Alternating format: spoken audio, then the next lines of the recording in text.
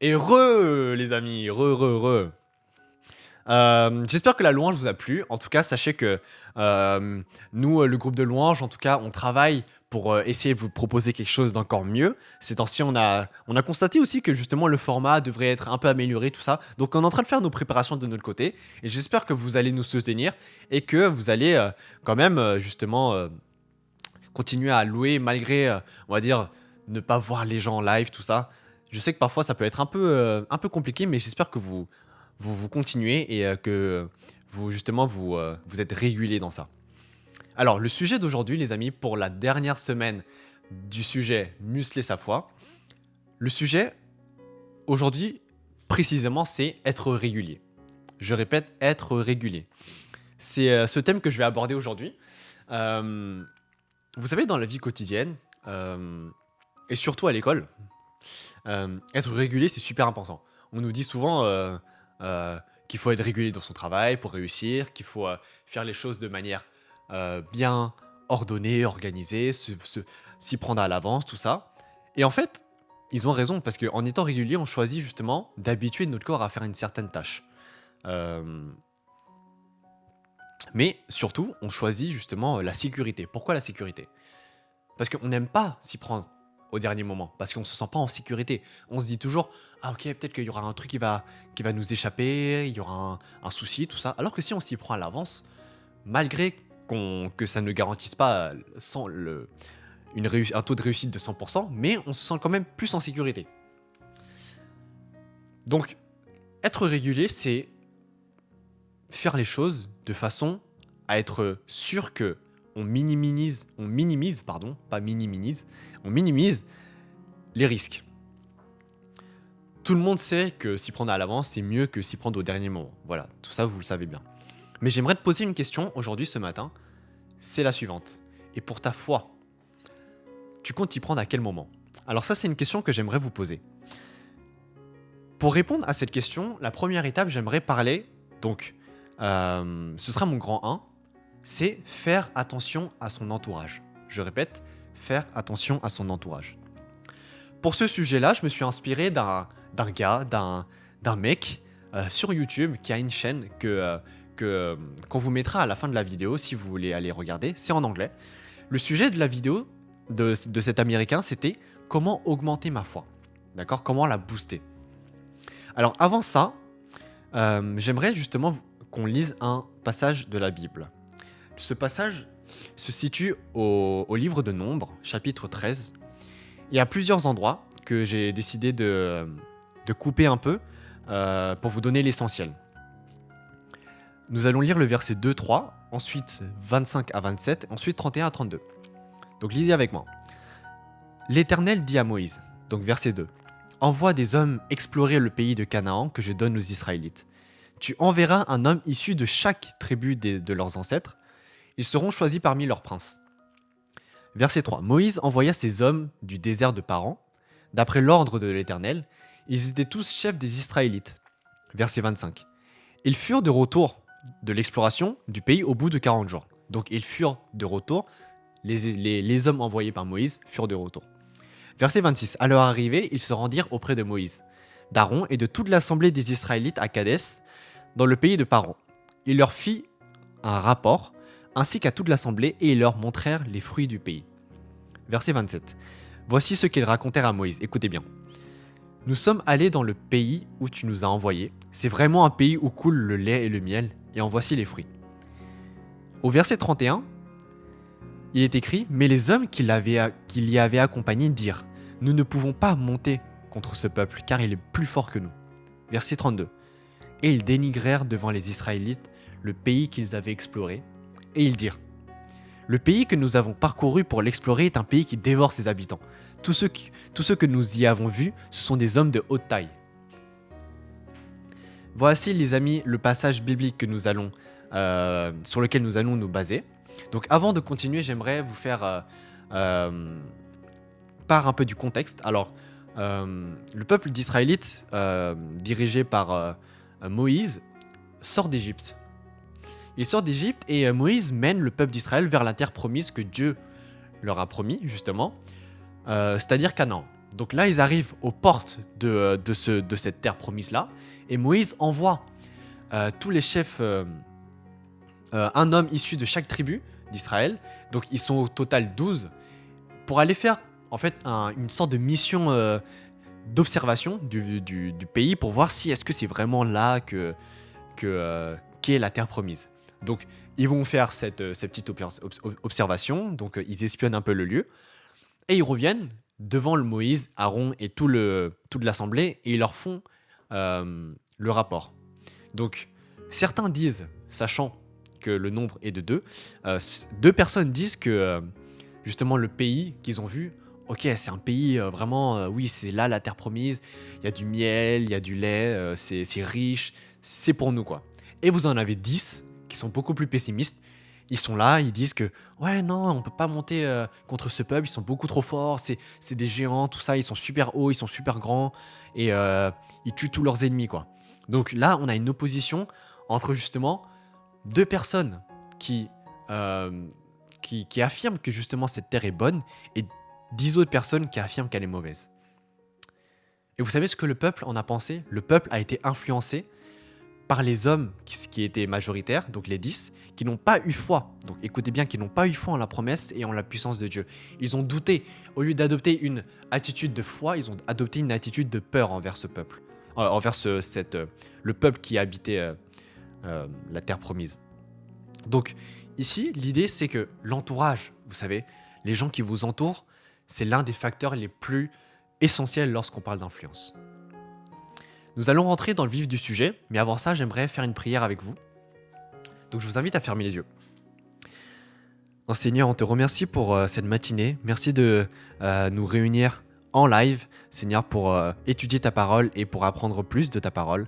On te confie toute cette matinée entre tes mains, que tu accompagnes, Seigneur, chaque personne qui est devant son écran en train de regarder ce live, que le message, Seigneur, que tu veux leur transmettre à travers moi, Seigneur, tu puisses vraiment les toucher, les impacter, Seigneur, et que tu me donnes aussi les bons mots, aussi l'autorité, Seigneur, qui vient de toi pour transmettre ta parole, Seigneur.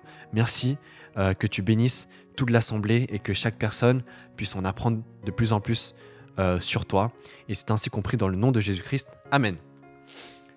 D'accord les amis, donc entrons dans le vif du sujet. Est-ce que vous savez qu'aujourd'hui, en 2020, les hommes, je dis les hommes en général, donc les hommes et les femmes, ont tendance à chercher le bonheur au travail. C'est-à-dire un certain bien-être, se sentir confortable lorsque vous êtes au boulot. En fait, c'est l'un des éléments les plus importants aujourd'hui pour les personnes. Et l'un des éléments les plus importants justement pour atteindre ce bonheur au travail, eh bien, c'est l'entourage. D'après le dictionnaire français, ok, donc normalement ici j'ai une version de Larousse, l'entourage, qu'est-ce que c'est? L'entourage, c'est les personnes au pluriel qui entourent habituellement quelqu'un et vivent dans sa familiarité. Voilà ce que c'est, voilà ce qu'est la définition, selon le dictionnaire, du mot entourage. Il y a un livre qui s'appelle Comment s'entourer des gens extraordinaires. Et dans ce livre, en fait, l'auteur, il distingue plusieurs types de personnes qui peuvent former un soi-disant bon entourage pour vous. Là, il parle bien sûr au travail, mais ça peut s'appliquer dans la vie de tous les jours. Alors, j'en ai relevé plusieurs. Plus précisément 4, que je considère comme très parlants. La première catégorie de personnes, c'est les honnêtes. Alors avec eux, en fait, vous êtes heureux parce qu'ils vous disent la vérité. Ils ne vous mentent pas et ils sont honnêtes. Donc on est heureux grâce à la vérité avec ces personnes. Deuxième catégorie de personnes, c'est les anti-narcissiques. Ouais, anti-narcissiques. Alors en fait, eux, ils détournent l'attention d'eux-mêmes. Et en fait, ils dirigent cette attention vers les autres ou vers les personnes qui les entourent. Et justement, ils sont anti-narcissiques parce qu'ils ne centrent pas le regard vers eux. Ils centrent le regard vers les autres. Ils acceptent de ne pas être le centre du monde, mais ils acceptent de mettre en valeur les autres. Avec eux, tu peux être sûr que tu ne seras pas dans l'ombre et que tu ne seras pas la petite personne qui suit le chef et que tout le monde considère comme fantôme, quoi. Donc avec ces personnes-là, tu seras illuminé, tu seras sous les feux du projecteur grâce à ces personnes-là. Ils ne vont pas te dénigrer. Troisième catégorie de personnes, c'est les non-juges. Donc troisième personne, les non-juges. Avec eux, tu sais que tu ne seras pas jugé tout simplement. Il y a beaucoup de personnes qui jugent, qui te jugent, tes amis les plus proches même te jugent. Et on a certaines façons de juger. Mais avec eux, tu sais que le jugement qu'ils te feront euh, sera basé sur quelque chose de sincère et basé sur l'amour. La quatrième catégorie, ce sont les rebondisseurs. Comme les balles rebondissantes, ils rebondissent à chaque fois. Quand on jette une balle, la balle, elle tombe. Mais ensuite, elle rebondit. Les rebondisseurs, eux, ils tombent, mais grâce à eux, tu vas découvrir une facette bien plus positive des difficultés et des épreuves. Tu vas tomber, certes, mais avec eux, tu verras le positif qu'il y a dedans. Tu vas pas que voir la chute, d'accord? Tu vas voir le rebond ensuite. Donc ça, c'est la catégorie numéro 4, les rebondisseurs. Donc, avec ces 4 types de personnes, on peut apparemment s'entourer, avoir un bon entourage, selon l'auteur. L'idée ici que j'ai envie de vous partager, c'est que ton style de vie dépendra de ton entourage. Ok? Donc répète à la personne qui est autour de toi, si il y a une personne, tu lui dis ton style de vie, clairement, il dépendra de ton entourage. Et en fait, dans notre relation avec Dieu, c'est pareil. Tu peux pas croire devenir le meilleur chrétien au monde en ayant un entourage hyper négatif et un entourage qui te tire vers le bas à chaque fois. D'accord? On doit vraiment ouvrir les yeux dans l'entourage, sur l'importance de l'entourage. Et voilà la conclusion que j'aimerais vous donner sur ce premier point, faire attention à son entourage. C'est d'ouvrir les yeux et de demander à Dieu de nous aider de choisir avec qui on souhaite rester, avec qui on souhaite échanger, avec qui on souhaite tisser des liens d'amitié. Et de nous aider justement à choisir des personnes qui vont t'aider à entretenir la relation avec Dieu. La foi, c'est quelque chose qui se bâtit ensemble aussi. D'accord ? Et obtenir justement des encouragements, des paroles valorisantes, des choses vraiment sincères de la part des personnes qui t'entourent, c'est très important. Donc voilà le premier point, les amis. Choisis bien ton entourage. D'accord ? Beaucoup d'entre nous aujourd'hui, on a peur de choisir l'entourage, par peur de ne pas avoir d'amis ou par peur de se faire rejeter. Mais Jésus a été rejeté avant nous, les amis. Et selon ma propre expérience, une fois qu'on fait le tri dans ses amis, on se sent vraiment beaucoup mieux. On peut avoir peur de le faire, mais une fois qu'on sait vraiment ce qu'on veut, c'est super libérateur. D'accord ? Et vous allez voir que votre vie sera que meilleure avec des personnes qui vous entourent et avec des personnes que vous considérez vraiment comme positifs et qui vous aident justement dans cette relation avec le Seigneur. Alors, on va passer au deuxième point. Grand 2. Toujours rester actif.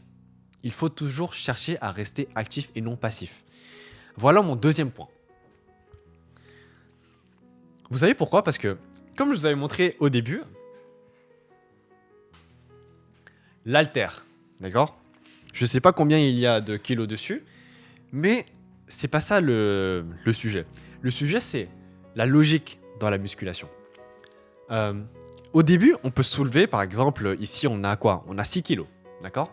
Au début, on peut soulever 6 kilos et on n'arrive pas à soulever 12 kilos. Sauf qu'à force d'en faire, des haltères, à force de faire de la musculation, vous allez progressivement augmenter la masse que vous allez avoir sur votre barre de fer et vous allez pouvoir soulever de plus en plus.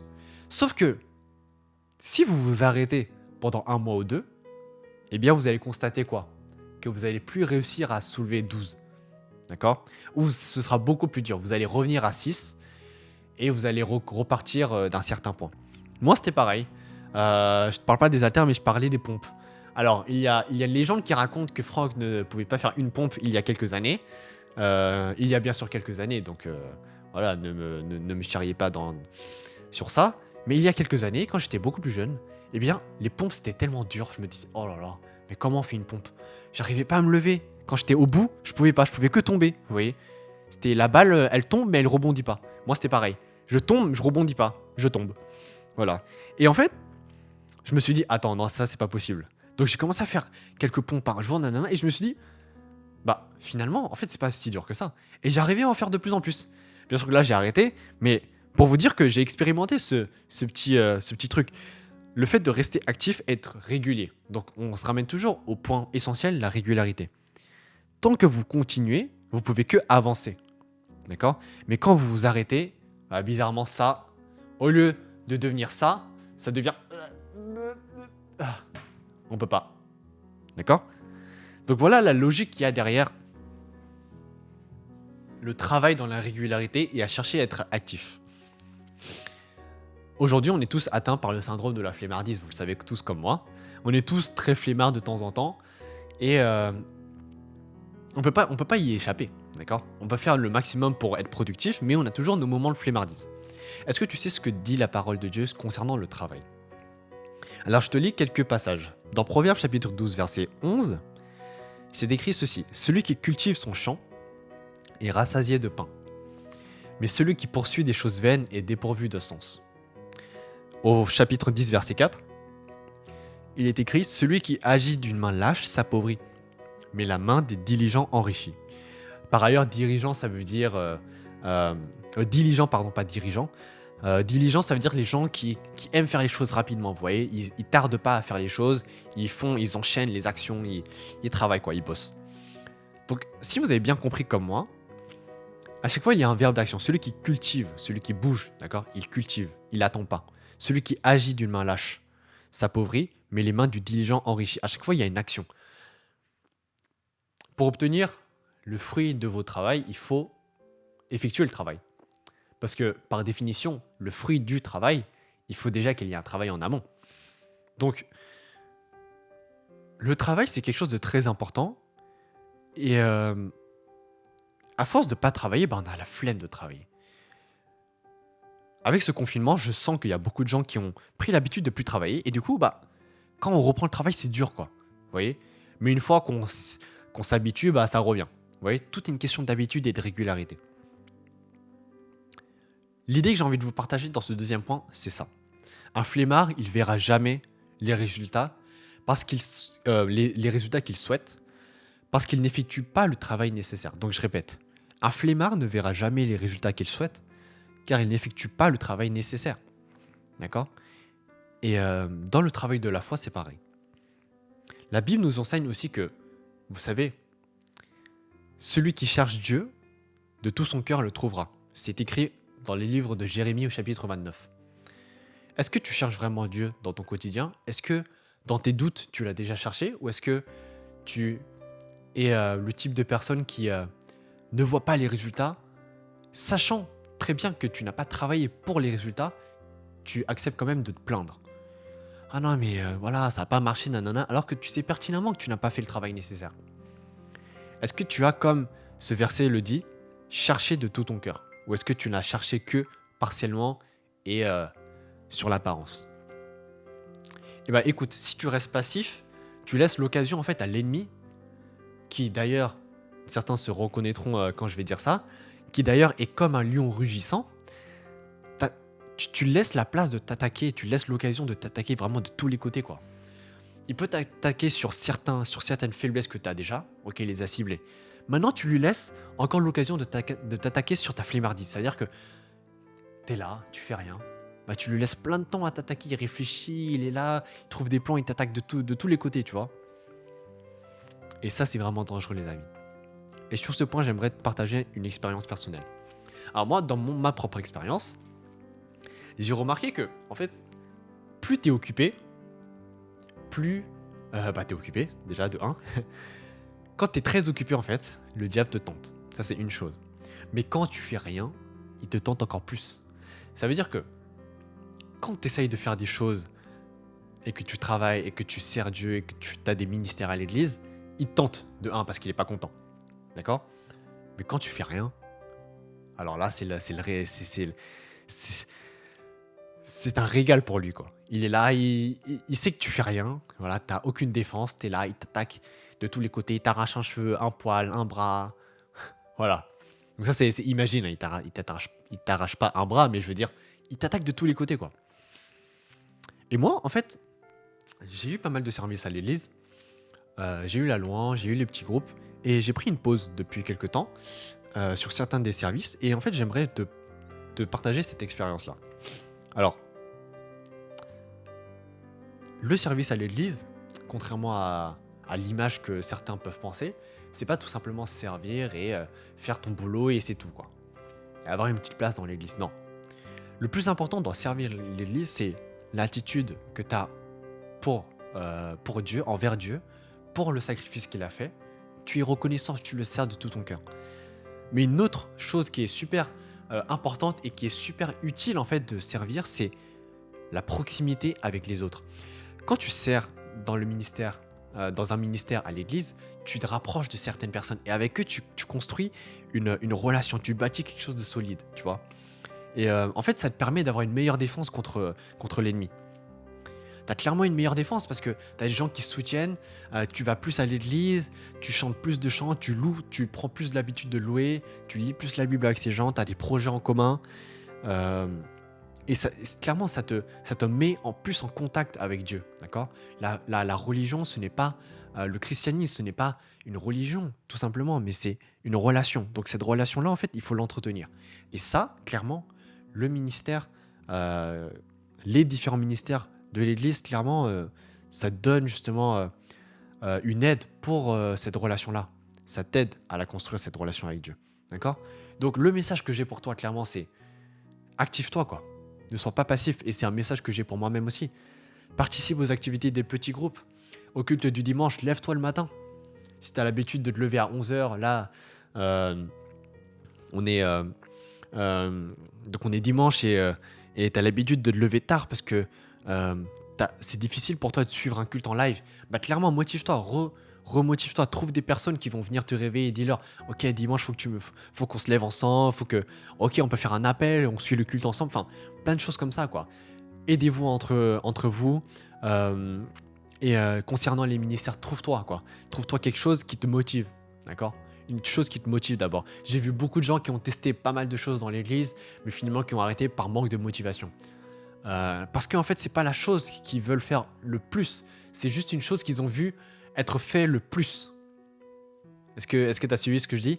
C'est pas quelque chose que eux ils veulent le plus faire, mais c'est quelque chose qu'ils ont vu le plus, en fait, avec leurs yeux. Ils ont vu le groupe de louanges, par exemple, qui est l'un des ministères les plus, on va dire, les plus travaillés dans notre église, à nous. Donc, ils voient beaucoup de louanges, d'accord, dans l'église. Donc, ils se disent, bah, finalement, c'est peut-être ça le meilleur truc. Bah non, en fait, il faut trouver le truc qui te motive le plus, d'accord.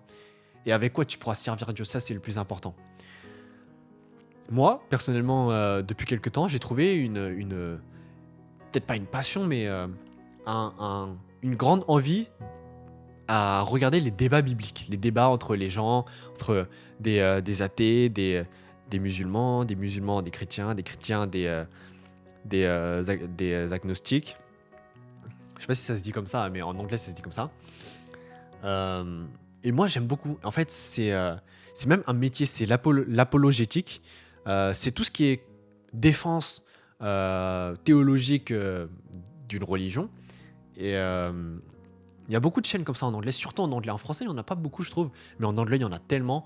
Et d'ailleurs, il y a quelques temps, il y a aussi deux des piliers justement de cette branche qui sont décédés, malheureusement. Et j'ai regardé beaucoup de leurs vidéos, ça m'a beaucoup touché, même si je les connaissais pas, enfin ça m'a touché quand même, puisque c'est des gens vraiment qui travaillent, vous voyez, avec le cerveau, pas juste parler de sentiments ou quoi, ils travaillent vraiment avec le cerveau que Dieu nous a donné par ailleurs, et avec justement ce genre de choses, ils essayent d'expliquer des concepts, ils essayent de, de, de partager l'évangile dans les universités, ils font beaucoup ça dans des débats, dans des grandes conférences, et ça, par exemple, c'est quelque chose que j'aime beaucoup regarder. Ça fait quand même pas mal, plusieurs mois quand même que je passe du temps là-dessus. Et j'aime beaucoup. Et je conseille vivement pour tous ceux qui comprennent bien l'anglais, ou même le français si vous trouvez des bonnes pages, de regarder ce genre de choses. On apprend beaucoup. D'accord. On apprend beaucoup. Le dernier point que j'ai envie de vous partager euh, en cette matinée, c'est quelques tips, donc quelques aides, quelques solutions pour le chrétien dans le doute. Alors si tu es concerné, écoute bien.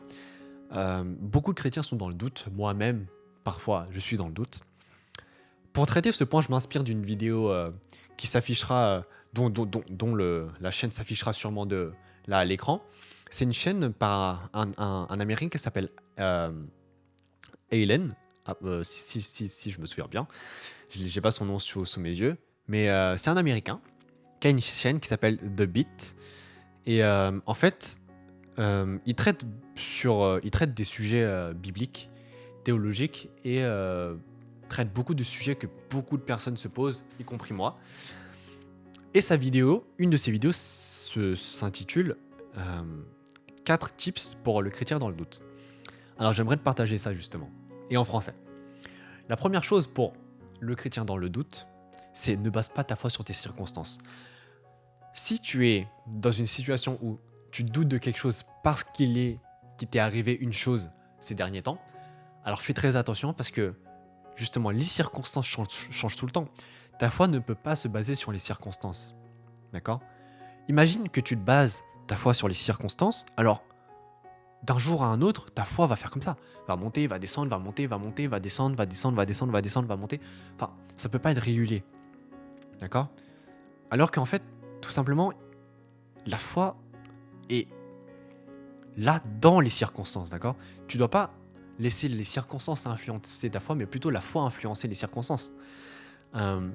Euh, la célèbre phrase qui était accrochée dans une de nos salles avant, ne dis pas à Dieu combien tu as de grands problèmes, mais plutôt dis à tes problèmes à quel point tu as un grand Dieu. Donc c'est ça, dis à tes circonstances que tu as une grande foi et non pas à ta foi que voilà, il y a telle circonstance et du coup bah je doute de toi quoi. Est-ce que tu es réel Dieu? Est-ce que voilà, qu'est-ce que tu fais alors que je galère là dans, euh, dans mes difficultés? Pourquoi Dieu n'était pas là? D'accord? Donc la première chose, c'est ne base pas ta foi sur les circonstances. Écoute la suite. Deuxième chose. Dans le doute, ne choisis pas de t'en détourner. Je parle de la foi, mais plutôt accroche-toi davantage. Accroche-toi davantage à Jésus. Dans ta zone de confort, quand tu es très zen, tu es là, ta foi est stable, t'es ok. Mais quand tu commences à douter, ça veut dire que tu sors de cette zone de confort, tu sors de cette vie paisible, et tu sais qu'à ce moment-là, c'est même la période la plus dangereuse pour toi parce que tu as beaucoup de doutes, mais tu sais aussi que quand tu sors de ta zone de confort, pardon, je commence un peu à raconter n'importe quoi, quand tu sors de ta zone de confort, tu as plus cette capacité à te surpasser. D'accord? Imaginons que tu sois en terminale et que tu fais des maths. Non, allez, on va dire au collège, tu es en troisième, tu fais des maths. Tu apprends les identités remarquables et tout. euh, Tu trouves que tu es très fort, c'est bien. Une fois que tu arrives au lycée, tu apprends de nouvelles choses, tu es dans les difficultés. Tu es là, je fais, mais j'ai jamais appris ça, je sais pas comment faire. Tu sors de ta zone de confort, d'accord? Tu es dans un endroit où on te donne des choses que tu connais pas. Mais c'est là aussi que tu te surpasses le plus. Tu peux pas rester aux identités remarquables si tu veux faire prof de maths. Tu dois avancer, tu dois faire les dérivés partiels, tu dois faire les primitives, tu dois faire les intégrales, des choses comme ça, les matrices, tu vois. Donc, sors de ta zone de confort, va chercher à apprendre. D'accord? Ne te dis pas, ok, le truc que tout le monde pose d'ailleurs, c'est ouais, mais Dieu, si, c'est tout, et il sait que je vais pécher. Pourquoi il nous a créés? D'autres questions du type, mais si Dieu il existe, alors pourquoi il n'arrête pas certains malheurs dans le monde? Mais si Dieu existe et que nous sommes créés à l'image de Dieu et qu'il savait qu'on allait pécher, pourquoi il a laissé faire ça? Pourquoi il nous a créés sachant il savait qu'on allait pécher? Mais est-ce que Dieu savait que j'allais poser cette question? Peut-être aussi. Il y a des gens qui posent énormément de questions comme ça. Il y a différents concepts et je vous assure, essayez d'aller chercher, d'accord, des vidéos, des personnes qui sont beaucoup plus forts dans ce domaine-là que ton pote, par exemple. Ton pote peut dire, ah bah je sais pas, ça peut le créer encore plus le doute, tu vois. Et donc, essaie d'aller chercher par toi-même. D'accord? Il y a énormément de ressources sur Internet, sur YouTube, sur ces questions-là. N'hésite pas à les chercher. Et c'est en lien avec la troisième chose que j'ai envie de te dire. Ok les amis, je suis désolé. La vidéo s'est coupée en plein milieu, donc je continue. La troisième chose que je voulais vous partager, c'est utilise ton cerveau et recherche les preuves. Ton cerveau, il sert pas que à réfléchir sur ce que tu vas manger demain. Il sert aussi à trouver des preuves sur la véracité de la Bible, sur l'authenticité de la Bible, sur plein de choses comme ça. Utilise ton cerveau. Ne reste pas comme certains le font. Il y a une question que j'arrive pas à trouver, dont j'arrive pas à trouver la solution. Donc je me dis, ok, bon bah, je vais rester là et on va regarder le soleil, tiens. Et la foi, bah, on verra plus tard, quoi. Non, cherche les réponses, d'accord. Quatrième chose, n'attends pas une réponse. Alors ça, c'est quelque chose que je trouve quand même très important. N'attends pas une réponse à toutes tes questions avant de choisir de croire en lui. Parce que, imagine ça. Imagine que t'aies les réponses à toutes tes questions. Est-ce que tu penses pas que tu ressemblerais à Dieu si tu connaissais les réponses à toutes tes questions et à chaque fois que tu posais une question, tu avais une réponse? Bah, tu serais Dieu. Mais non, tu n'es pas Dieu, tu es un être humain. Tu es dans ta chambre là ou dans ton salon en train de me regarder. Donc, il y a une chose importante, c'est beaucoup de personnes rejettent la foi ou n'osent pas faire le premier pas parce qu'ils ont trop de questions et toutes les questions, bien sûr, toutes leurs questions ne sont pas solvables. Je pense que Dieu, c'est un être quand même bien supérieur à nous. Voilà, vous savez comme moi. Et que si nous, on avait les réponses à toutes les questions, sur par exemple, pourquoi il a créé l'univers, sur des choses que vraiment seul lui peut savoir, les questions auxquelles on s'attarde dessus et parfois on n'arrive pas à débloquer, mais vraiment qui relèvent que de la compétence de Dieu. D'accord. Et parfois on est bloqué par ça et justement ça nous bloque dans notre foi. Et on refuse de croire au reste parce que justement cette question n'a pas été répondue. Alors moi je t'encourage à faire un pas en avant et de justement passer ces petites difficultés et aller de l'avant.